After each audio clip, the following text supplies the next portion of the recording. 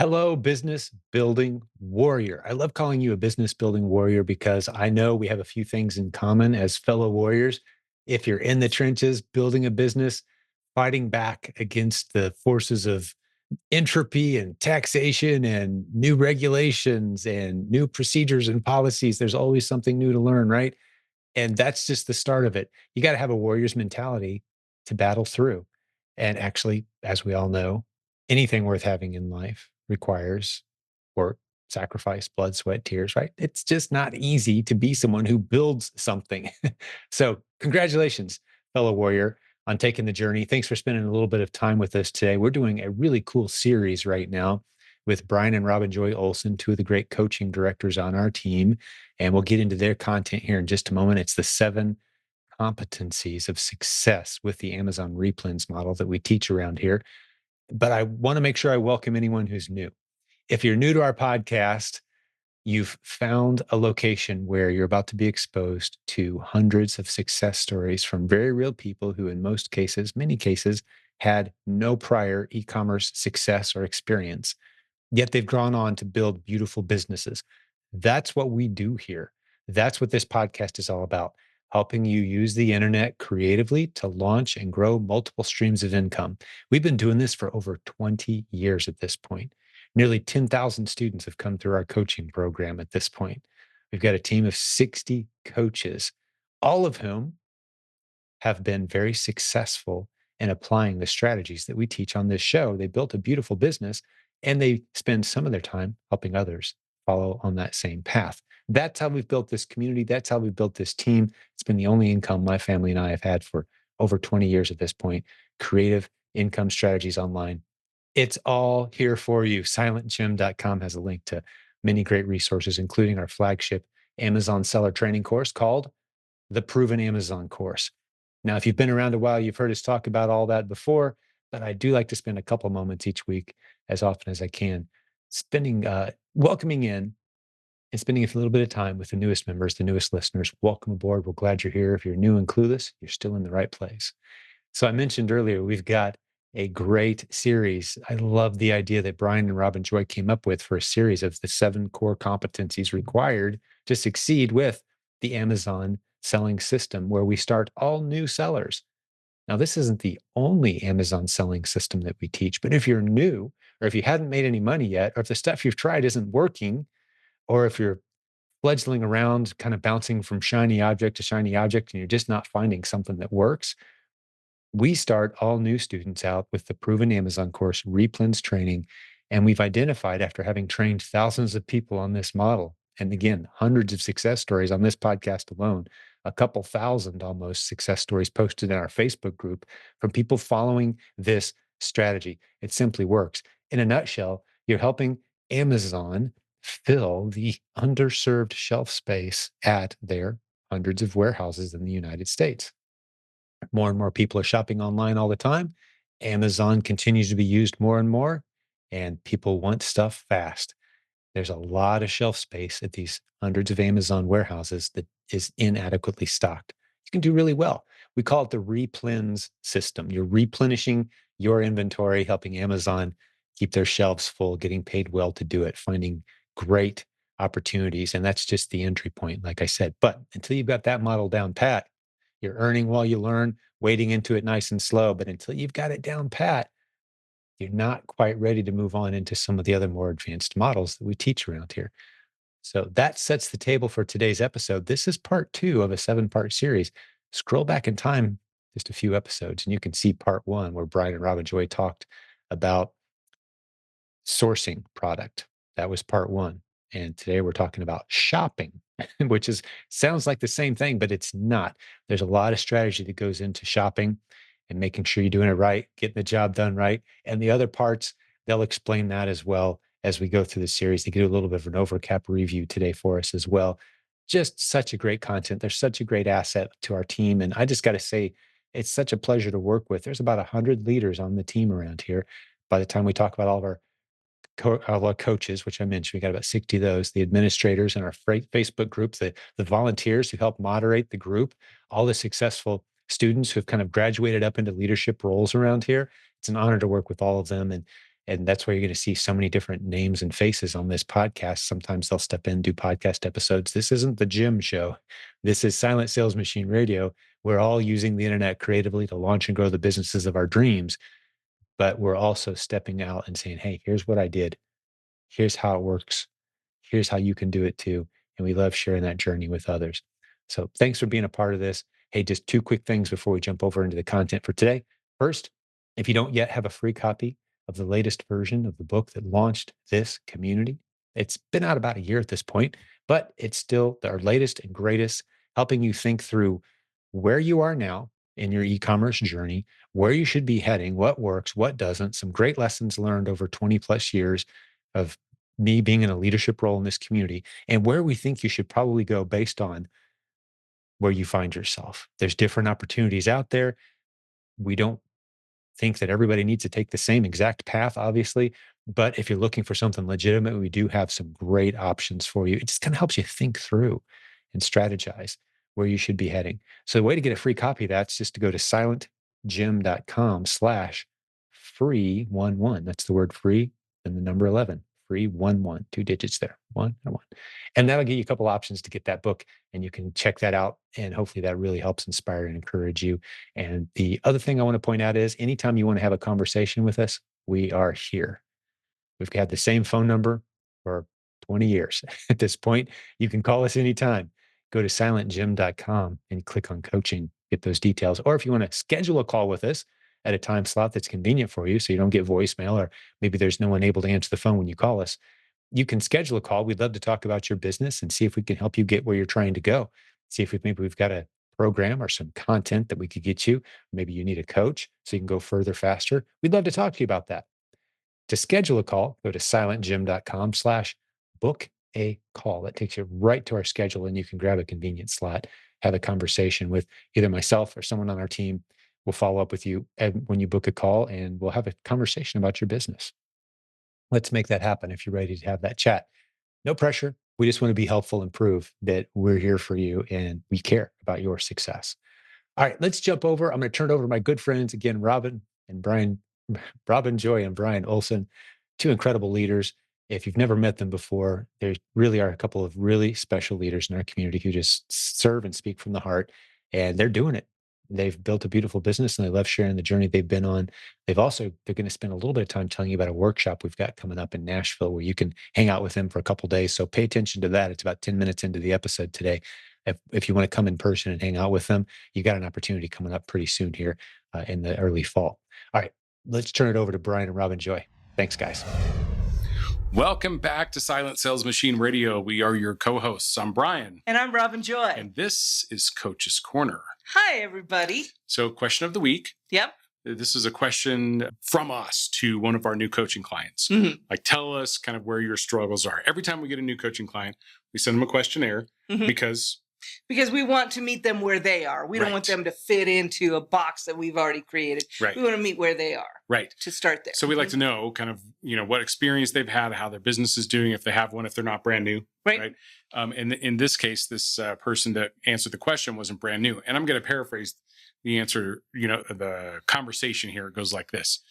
The feedback that we got was, my OA business has not been profitable due to me following a strategy that was taught somewhere else. Mm-hmm. And by the time my items became available for everyone else to buy, the selling price had fallen below my break even.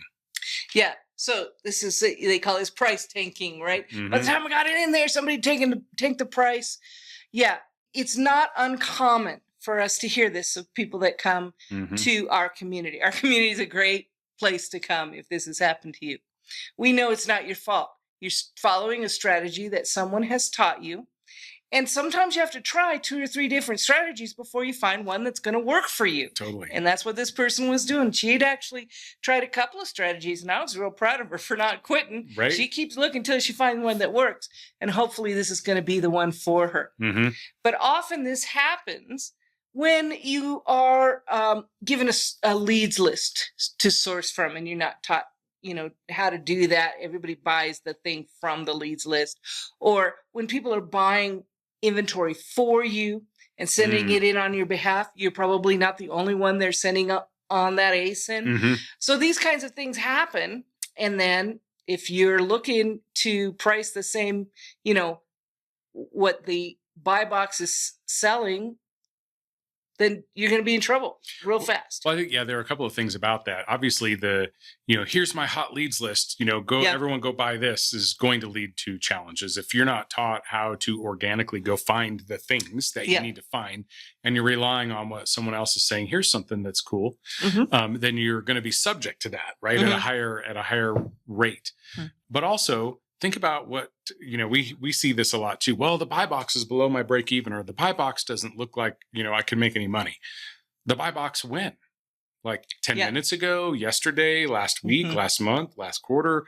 I mean, the buy box is a moving target, and one that we prefer not to actually target, but use as more of a frame of reference. I agree with that. And this is something that is starting to change in the way that people are sourcing. This is something that, with Jim introducing the above the buy box kinds of strategies, we have learned, and we don't even teach people to price according to the buy box. We want you to price according to your price. And of course, we're going to teach you that strategy that's going to be different. But we do not have to be subject. We know this now. We do not have to be subject to the buy box. We don't have to chase it around. We don't have to let other people decide what our price is going to be. And a lot of what we decide to test doesn't really have much to do with the price. It has to do with other factors of that particular product or that particular listing. Right? Maybe. Yeah, that's true. Some other things that, especially with the introduction, excuse me for interrupting, but the introduction of the in-stock Head Start program makes this whole thing a completely different animal. Yep. So we like to start people out with some basic framework, right? We call it the 3-step check. We've argued lately that maybe it could just be a 2-step check, but we like plus a step to tell you where to start. Plus a step to tell you where to start your price. Yeah. But the idea behind this basic framework is that it helps you get an understanding of what it is that you would be looking at when evaluating an ASIN. That is not, hey, this one's going to make money, because you don't know that until you test it. You don't know until you test it. So what we're trying to do is test things while protecting, while keeping our risk low. That's really what it's about, right? Exactly. Let's test things while keeping our risk as low as we can, but still giving ourselves an opportunity to make a profit. Right. And quickly. Within 30 to 45 days, what we always say, right? Exactly. So we're looking for velocity, capital protection, and potential for profit. 3 things. And that's how we decide whether to test or not. That's not how we decide whether to replenish, whether it's going to be profitable. That's how we decide whether or not to test. Of course, before that, we qualify the ASIN in, make sure it has the right brand, things like that. So there's a pre-flight inspection involved as well. But this is kind of at a high level, the framework that we use. So at the end of the day, we would say, what would you say? I would say, keep calm and test more ASINs. And then maybe consider a workshop. Like, Do you ever find yourself rushing to get your items in? And this person was probably doing that too. Hurry up and get them in before the price tanks, right? Like, is there a worse feeling than seeing 20 new offers on an ASIN that you just sent into FBA, and you know that price is going to work against you? So you start cutting corners and trying to make things work that really are not going to work. And then you start feeling like you're rolling the dice every time you send something in. And then that to me feels like that's when I want to stop, right? Yeah. I'm ready to give it, to give it up. Yeah, that's a no-win situation. Or maybe you're in this position. We get this a lot too. You've gotten your business off the ground, but now you're struggling to find time to source new products, and your sales are stagnant or actually declining. Right. Maybe you'd like to outsource some of that heavy lifting. One of the most time-consuming parts of your business is sourcing, but you don't want to have to give someone a master's degree in your business and what you need for your ASINs in order for them to be even able to help you start helping. Well, we host a 2-day workshop that will completely demystify the process of building a predictable, scalable, and sustainable book of business on Amazon. It starts, like I said, with a simple pre-flight inspection of a listing. So you can answer the question, should I even be analyzing this ASIN? And then if you get past that, we're going to show you 3 very simple yes or no, black or white questions that will help you decide whether or not to pull the trigger. Like, is this even a good ASIN to test? Right. It helps me know if I should test or not. Then, if I decide to test, if you decide to test this ASIN, we're going to help you implement a framework for the test itself. It's a 4-week testing process, and this process is clear and methodical, and it'll tell you clearly whether you should replenish that ASIN or not. Replenishing is the funnest part, my favorite part. They're all your favorite part. Now, in these 2 days, we're really going to roll up our sleeves and we're going to practice how to apply these critical concepts together. It's intense, it's focused, and it's packed with frameworks, quizzes, and actionable information that's actually going to stack the deck in your favor of finding your next 100 replenishable ASINs. Or your first 100 first replenishable ASINs. Absolutely. You'll leave with a roadmap to create your foundational book of business over the next few months. Our next workshop is August 16th and 17th in Nashville, Tennessee. Yeah, but seating is limited. This is an intimate setting where you'll be able to ask all the questions you have. Plus, you'll be able to benefit from hearing all the questions from the other attendees. This is a dynamic, fun, and educational experience where you will meet and work with other people doing the exact same things that you are with similar goals. Now, what we hear from previous attendees when they get back home after attending the workshop is that they feel transformed from unsure to certain, from cautious to confident, and from overwhelmed to empowered. Mm-hmm. You mean they don't have to stand on one leg and hold their mouth right anymore? Right. Or feel like they got to rush to get something in before the price tag. Right. Right. So if you would like to feel that way, confident and not having to rush, then go to provenamazoncourse.com/100. And we look forward to seeing you there because we are inspired by the accomplishments of others. We're passionate about helping others reach their goals. And we're committed to sharing the keys to success that have been shared with us. All right. Now, we're going to continue on with this core competency series that we started a little while back. This is core competency number 2 week. Okay, let's review number 1 real quickly. Okay, so the core competencies in 7 different areas that we're talking about include sourcing, shopping, prepping, shipping, repricing, replenishing, and business acumen. I'm going to change 7 it up things. at the end, 7 core competencies. Last week, in the beginning, remember, we have to have all-around game because we're usually the one wearing all the hats. So we have to have a level of competency in each of these areas if we're going to have a scalable and sustainable business. Exactly. Okay. Exactly. We are essentially 7 different employees wearing 7 different hats in these competencies. So in our first time we did this, our first competency that we covered in a previous podcast was sourcing. Sourcing, sourcing competencies.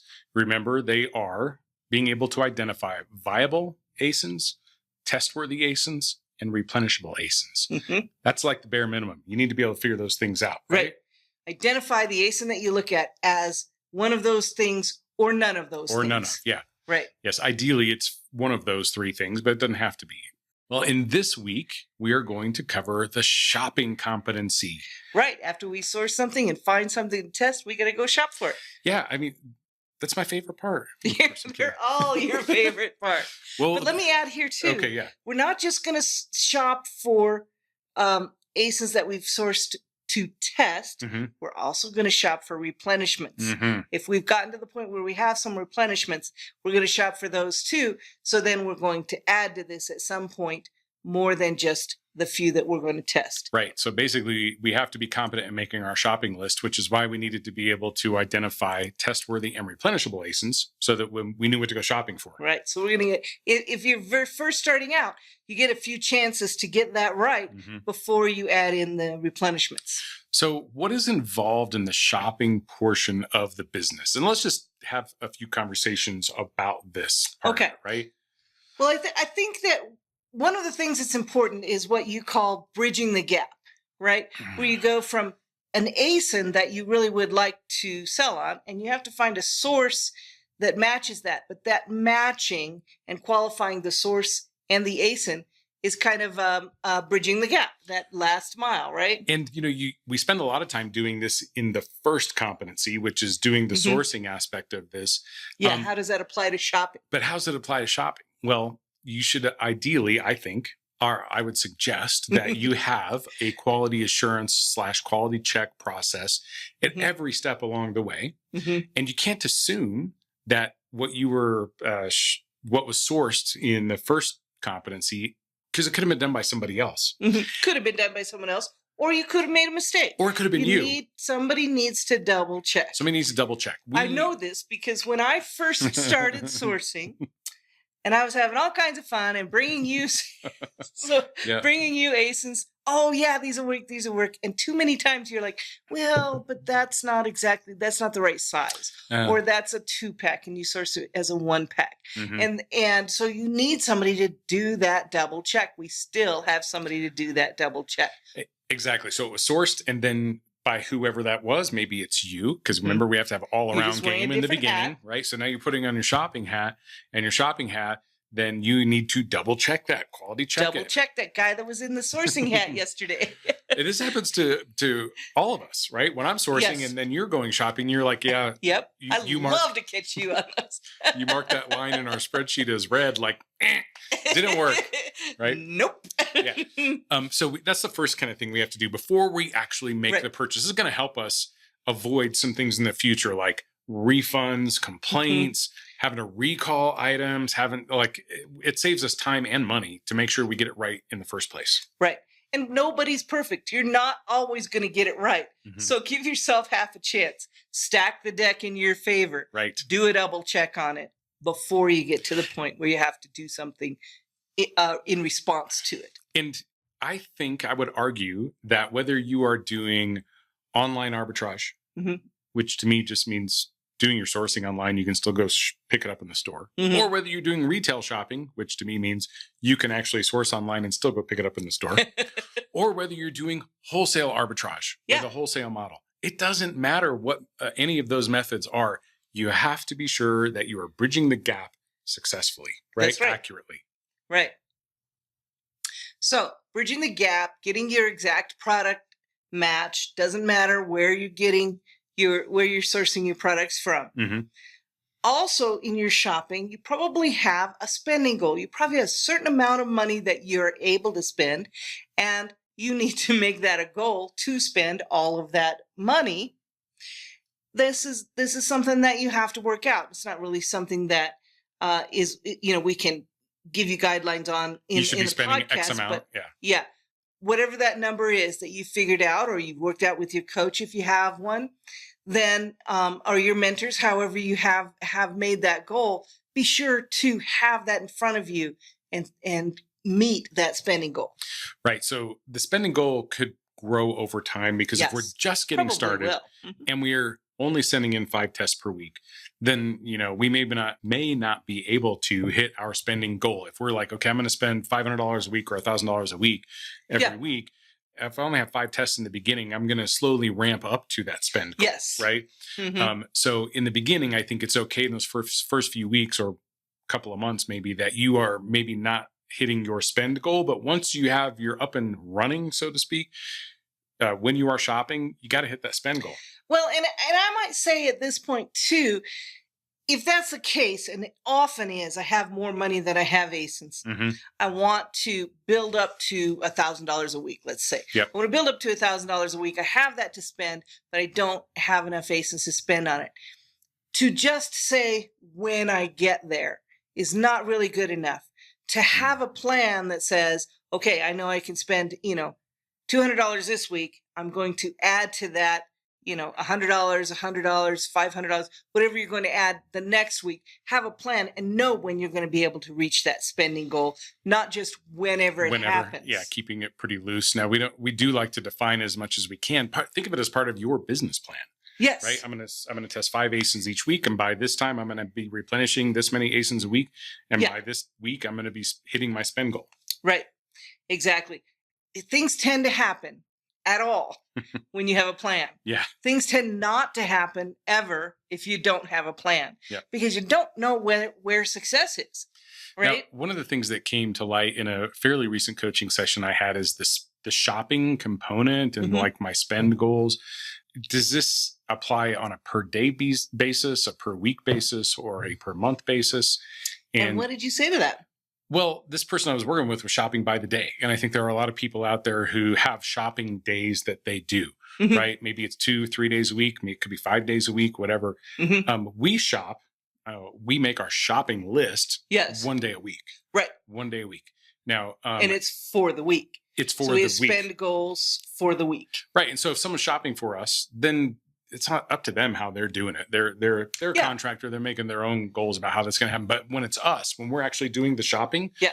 I don't want to shop every day because that takes up a lot of my time. And one of the frustrations I hear from you, Robin Joy, a lot is, oh, I can't believe how long it takes for even for me to place this order at a place where I maybe already have an account, and it still takes a long time. It always surprises me how long it takes to place an order. And so we have to build that time in, or we're going to be frustrated like I am when I complain about it. So then my Guess what I should do suggestion about that? was, instead of shopping each day, Yeah. shop 1 time per week. Yeah. So you've got 1 day per week that you're shopping, and that may take you 4 or 6 hours to get your shopping done. But at least you're in shopping mode. It's not like a struggle every day. They forgot my account, or I can't get logged in, or all these Right. kind of challenges that pop up every day, which creates friction in your business. Instead, just pick 1 day, and then guess what? Oh, you get all that time back the rest of the days during the week. Okay, so I might argue with you, Brian. Mhm. Here we go with the conversation about it. This is not scripted, so we're going to just go through this. All Okay. right. I might argue that we assume that people have a day they can do this, and a day they can do that, and a day they can do that. What Mhm. I find more often is that people have an hour or two here, 3 hours there. They have blocks of time. Sure. They may be early in the morning, they have an hour. Late Mhm. at night, they have 2 hours. It may be all over the calendar, but I still encourage them to name those hours. What job am I going to do during that hour? So it may not be even a daily spend goal or a weekly spend goal. In this case, I still recommend a weekly spend goal, I think, usually, but the times that you're in there spending that money could be split up into different blocks of Sure. time.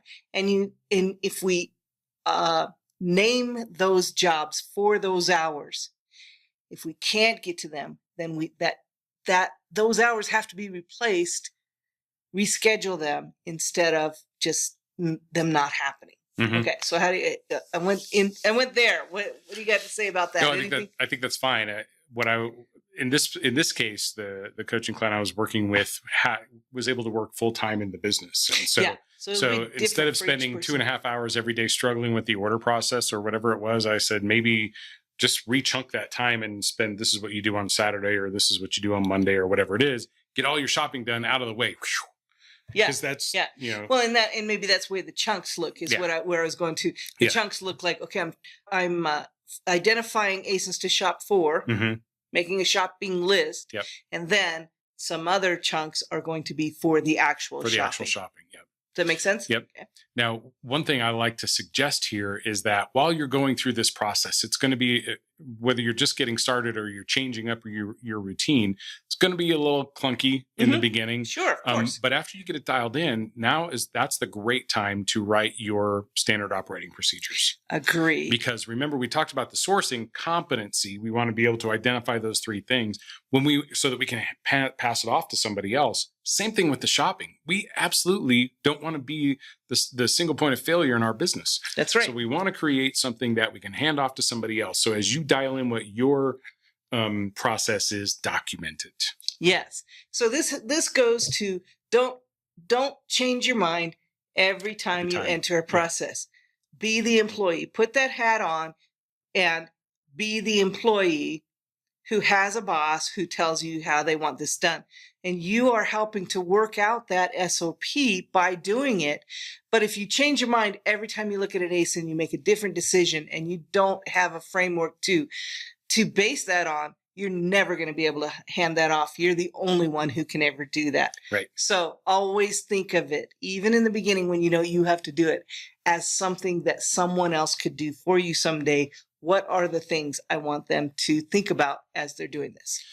To include something else that we typically try to keep in mind when we're doing this, which is your payment methods, for Yes. a couple of different reasons I wanted to chat about.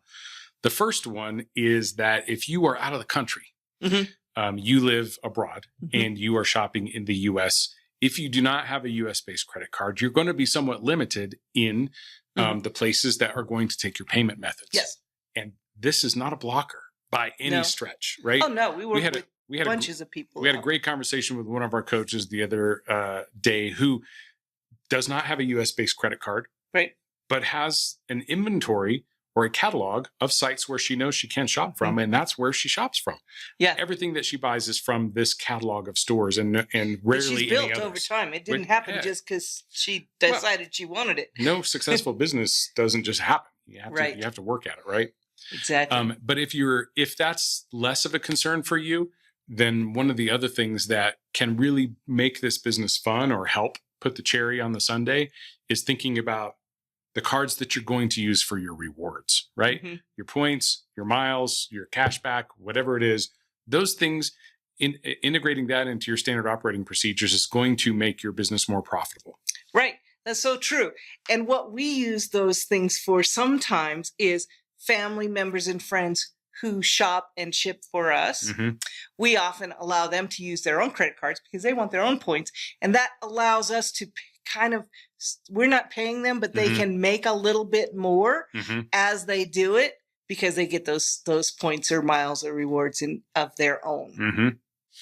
Okay, and then you need to think about your shipping addresses, which is important whether you are receiving your goods at home or whether you're having your goods shipped to a prep center. Okay. Or to a family member. Or to a family member, right. Yeah. One of the things I remember from the early days when we were first opening wholesale accounts is that depending on the account, one of them would say, yeah, okay, they wouldn't even really care about what the address is. The other one was like, hey, that's a residential address. It's not a commercial address, so we're not going to deliver there. So we found a place that they could deliver to, and then our shopper could go and pick it up from there. Admittedly, that was from a wholesale perspective, and mostly local wholesale accounts, right? Because they're coming up with a big truck, and they're like, "We're not driving down the middle of a neighborhood." Yeah. So that's shipping addresses, right? There's not really that much to it, but it should be done intentionally. Now, one thing that we have gotten questions on recently, especially a few times, are if I'm in New Jersey, but my person who's shopping and shipping for me is in Utah, then how do I do? But I want to ship some things from here and I want them to ship some things from there. And we've had actually several people shipping from different places. How do I work with the addresses? And the simple answer is when you go to put your ship from addresses, they can be many different addresses, whether it's FBM or FBA. They can be many different addresses. This is a different address than your business address that you've contracted with Amazon with. That's going to be your business address, not necessarily where you're shipping from. You can have other locations that you're shipping product out of. Just like any business, you can have several locations. And receive product into. Exactly. Yeah. Exactly. So just to cover that, because I know that is a question that's been out there lately. Okay. So what else comes up in this competency, Brian? Well, order cancellations. We see this a lot, and we hear about it a lot. Well, I couldn't get my orders through, my order canceled, whatever. And it takes me back to that conversation we had with one of our coaches recently is like, yeah, sometimes that happens. And then I'll check back a week later and my order goes through. I mean, you can play that sort of, I'll call it a game. You can play that game if you want. Best case, just shop either quantities that don't get your orders canceled or from places that don't cancel orders. Yeah. And you'll have to get some experience to know what that is. Because I just have this feeling inside, in here that if you are working the system to get around order maximums and all that sort of stuff, that maybe that could come back to haunt you someday. Right. And it's not sustainable. It's not sustainable. And it's not something that you can hand off to someone else. So think about those things. My answer to that is go wider. Yeah. Right? Get more items. Let's go mile wide. Go 2 miles wide. Yes, exactly. Yeah. All right. So we've kind of covered all of those things, but the competencies, we had some conversations, but let's talk about exactly what the competencies are here. All right. Okay. First one, viable payment method. Got to have a viable payment method. Right. Whether this is an in-state credit card, out-of-country credit card, you need to know where your credit cards or whatever are going to work and where they're not going to work. And those need to link back somehow to what Amazon knows about you. In our case, when people are using their own credit card, we have a contract with that person, and we can show where they're buying on our behalf and sending in for us. Mm-hmm. In the cases where it's a personal credit card, but you have a business with contracted with Amazon, then you can show that I am the owner of that business and this is my credit card. So have that link somehow. And we're not going to get into legally what's the minimum of that, but start thinking about those things. All right. What's the next thing? Next thing you need is a viable shipping address. That's what Yes. we're just talking about. Like whether that's your home, whether that's a prep center, whether that's a warehouse or a different location that maybe is even residential. This needs to be viable for whoever is delivering that product to you, whether they're going UPS, USPS, FedEx, or semi-truck. Right. Okay. Right. Yeah. Think about what the thing is that you want them to do. Think about all of these things. They won't all be obvious answers to you. That's why you're going to have to kind of noodle on them a little and figure out what's the best way to manage these things. Spending goals is next. So I'm not sure that this is, no, you're right. This is what we want to talk about next. I was just thinking, I'm not sure this is really a competency other than knowing what your spending goal is. Maybe that's what it is. Like knowing what your spending goal is. How to deal with a spending goal. Yeah. Knowing what it is. Knowing what your plan is to get to your it. spending goal. Yes. If you don't have a clear idea or you can't explain that to somebody else, then you're probably not competent in that space. Agreed. Okay. Agreed. And then the last one, which is a little bit of a repeat from the first competency, which was sourcing, but super important here because we need to check our work at every step of the along every step is making sure that we have 100% product match. Right. Yes. We have bridged the gap as accurately as we can. Exactly.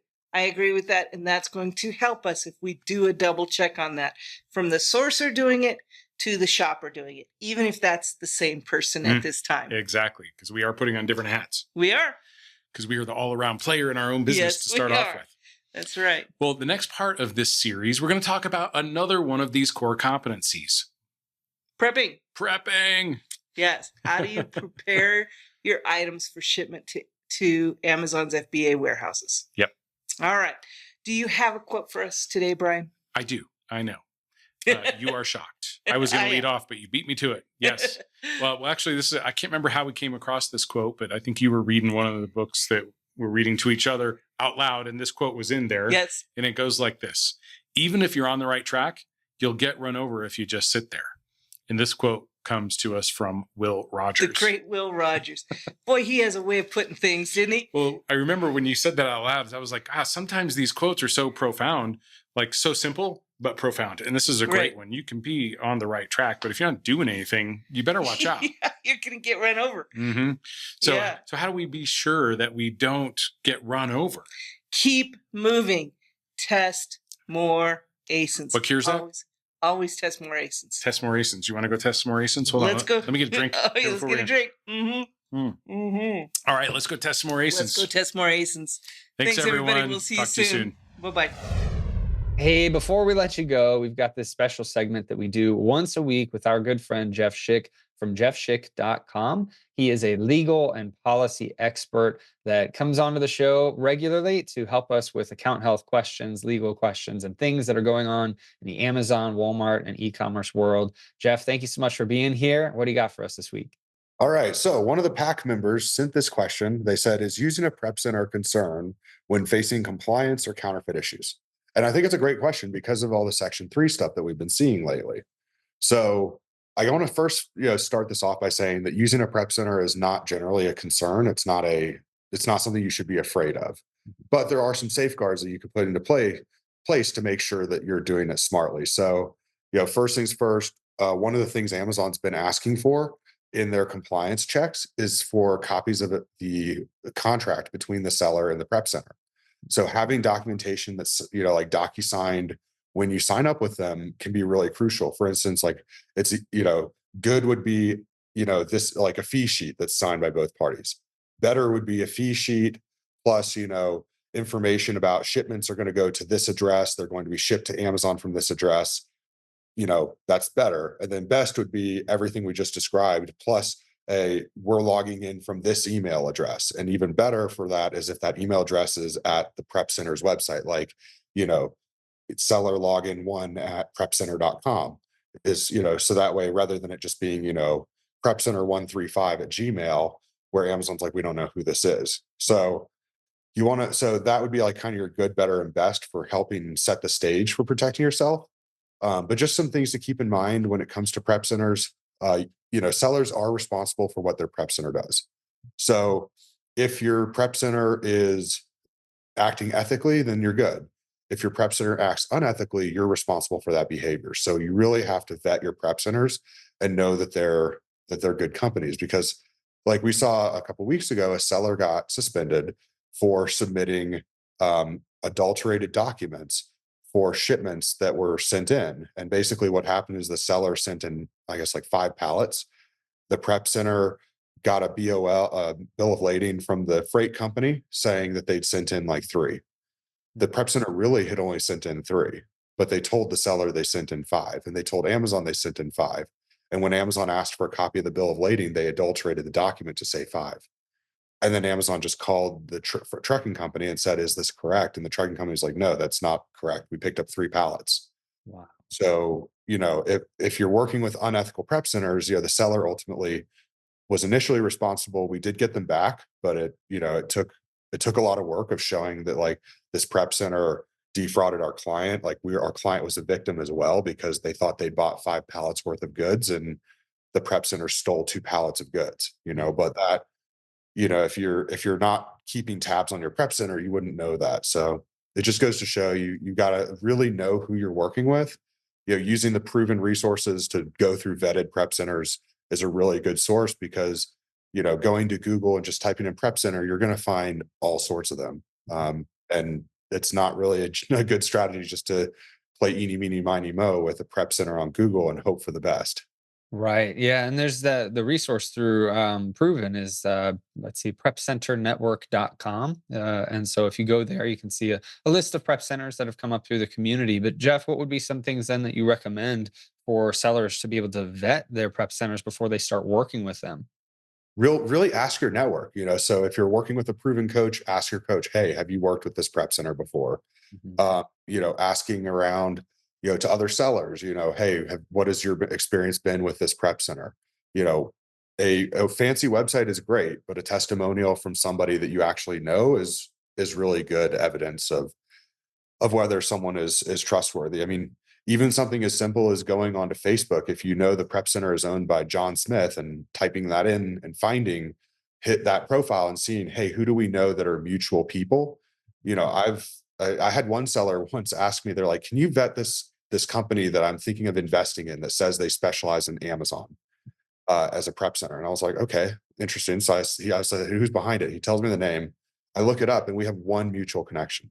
Well, normally when I go to Facebook, if I type somebody's name in and they're in the Amazon community, I usually have at least 50 to 250 mutual connections. Yeah. So to have one connection with someone who's in Russia was a huge red flag that it was not somebody that you would want to be doing business with and sending, thousands of dollars of inventory to. Hmm. Other big things, make sure you talk to your insurance broker so that you have appropriate insurance, because your standard Amazon insurance policy doesn't cover your inventory in a prep center. It only covers your liability associated with that inventory in a prep center. Meaning that if the prep center burns down, or if they steal your goods, or they lose your products, you're not covered. So you want to talk to your insurance agent. Ashland Haddon's a great resource, because she can actually issue policies that cover your goods no matter where they are in the world. So if they get damaged or destroyed at Amazon, on the way to Amazon, or at a prep center, you're covered. Yeah, absolutely. And I know you mentioned Ashlyn Haddon. Her website is at ecom.insure. And you Yep. can find that link in the show notes as well. But Jeff, thank you so much for coming on today and talking about prep centers and some of the risks associated with it. As a seller, we need to make sure that every aspect of our business we have some control over, and we have to know who we're letting have access to our accounts. And so this is Right. extremely important. But Jeff, thanks so much. We'll see you next week, and hope you have a good one. Thank you. You too.